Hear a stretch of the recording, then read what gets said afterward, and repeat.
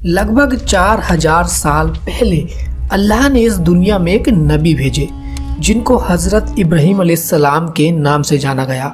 हज़रत इब्राहीम अलैहिस्सलाम के दो बेटे हुए, इस्माइल और इसहाक। ये सभी फ़िलिस्तीन में आबाद हुए, लेकिन इस्माइल अलैहिस्सलाम फ़िलिस्तीन को छोड़कर अरब के एक शहर मक्का में आबाद हुए।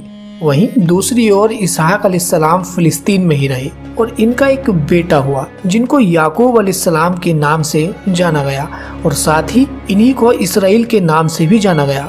याकूब अलैहिस्सलाम यानी कि इसराइल के 12 बेटे हुए। इन 12 बेटों में से एक का नाम यूसुफ अलैहिस्सलाम था, जिनसे याकूब अलैहिस्सलाम बहुत प्यार करते थे, जिसकी वजह से सभी भाई उनसे चिढ़ रखते थे। लेकिन अल्लाह ने वक्त के साथ यूसुफ अलैहिस्सलाम को मिस्र का बादशाह बनाया। धीरे धीरे यूसुफ अलैहिस्सलाम ने अपने 11 भाइयों को भी मिस्र में आबाद कर लिया और इन 12 भाइयों की औलाद हर फील्ड में आगे निकलने लगी।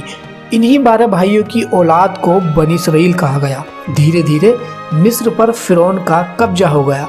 ये सब देखते हुए वहाँ का फिरौन इनसे चिढ़ रखता था और इन सभी बनी इसराइल को गुलाम बना लिया गया। साथ ही इन पर जुल्म की सारी हदें पार कर दी गई। हम बताते चलें कि फिरौन कोई एक इंसान नहीं है, बल्कि उस टाइम के बादशाह को फिरौन कहा जाता था। बनी इसराइल जब गुलाम थे तब अल्लाह ने इन्हीं 12 कबीलों में से एक कबीले को चुना जिसका नाम लेवी था। इस कबीले की औलाद में अल्लाह ने मूसा अलैहिस्सलाम को भेजा और मूसा अलैहिस्सलाम ने इन सभी बनी इसराइल को फिरौन से आज़ाद कराया। इसके बाद मूसा अलैहिस्सलाम इन सभी बनी इसराइल को फिलिस्तीन ले गए, लेकिन इन्होंने लड़ने से मना कर दिया।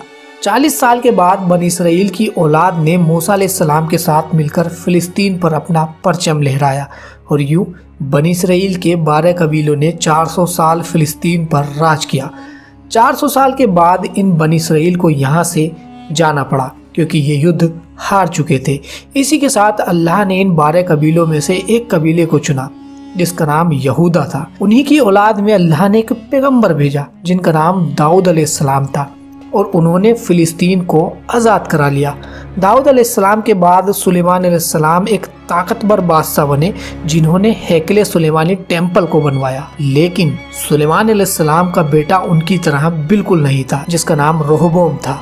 रोहबोम की वजह से इन 12 कबीलों में लड़ाई शुरू हो गई और इन 12 कबीलों में से 10 कबीलों ने यहूदा कबीले से खुद को अलग कर लिया। साथ ही ये 10 कबीले दरियाए फरात के पास जाकर बस गए। इन 2 कबीलों में से एक यहूदा का कबीला तो वहीं दूसरी ओर बिन्यामीन का कबीला फिलिस्तीन में ही आबाद रहे, लेकिन इन पर यहूदा कबीले का राज रहा और आज तक हम इन्हें यहूदी कहकर बुलाते हैं।